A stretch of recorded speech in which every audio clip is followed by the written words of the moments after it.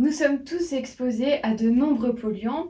On connaît l'air extérieur et les sources de pollution, mais aussi l'air intérieur, les produits ménagers et les parfums d'ambiance, par exemple, qui émettent des composés volatiles. Notre alimentation, les résidus de pesticides utilisés lors de la production de fruits et légumes, les contenants alimentaires, et puis les cosmétiques qu'on va appliquer sur notre peau. Les femmes enceintes et les jeunes enfants sont des populations particulièrement vulnérables aux polluants environnementaux.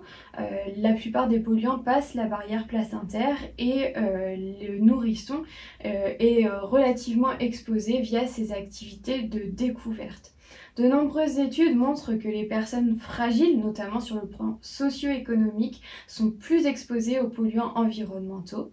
C'est pourquoi, dans le cadre du projet FAE, Femmes enceintes, environnement et santé, la PPA a entamé une réflexion pour adapter les outils en santé-environnement pour les publics dits vulnérables et a ainsi coordonné un groupe de travail Hauts-de-France et Île-de-France avec le soutien de Santé publique France. Ce groupe de travail était constitué des porteurs du projet FAE, APPA, Mutualité française Hauts-de-France, Mutualité française Île-de-France, mais aussi des PMI, des réseaux de périnatalité et des acteurs de la précarité.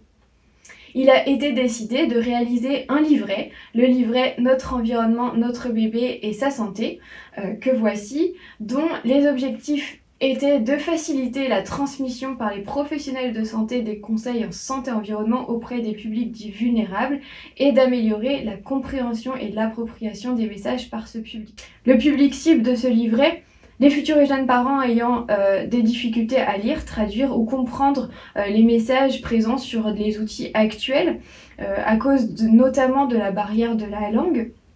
Et puis, les futurs et jeunes parents précaires pour lesquels les professionnels ont des difficultés à transmettre les conseils en santé et environnement avec les outils actuels qui ne sont pas toujours représentatifs de leur vie quotidienne.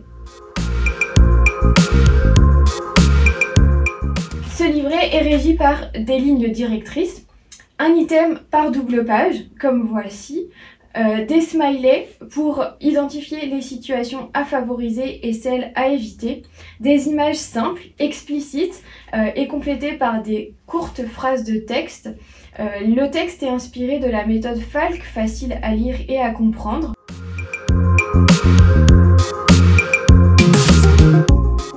Le livret a été testé et évalué auprès tout d'abord des professionnels de santé pendant 15 jours qui l'ont utilisé dans leur pratique professionnelle et puis auprès du public cible puisque 26 futurs et jeunes parents ont été interrogés via des entretiens individuels ou lors de focus group. Globalement, la présentation générale a été très appréciée.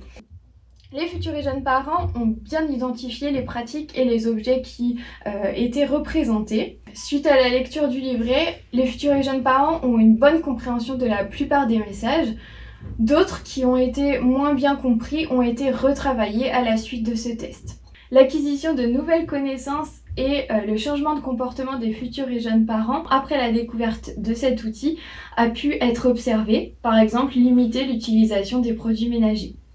Les résultats ont montré que le livret est un outil précieux pour les professionnels de santé. C'est pourquoi 100% des professionnels interrogés souhaitent poursuivre son utilisation.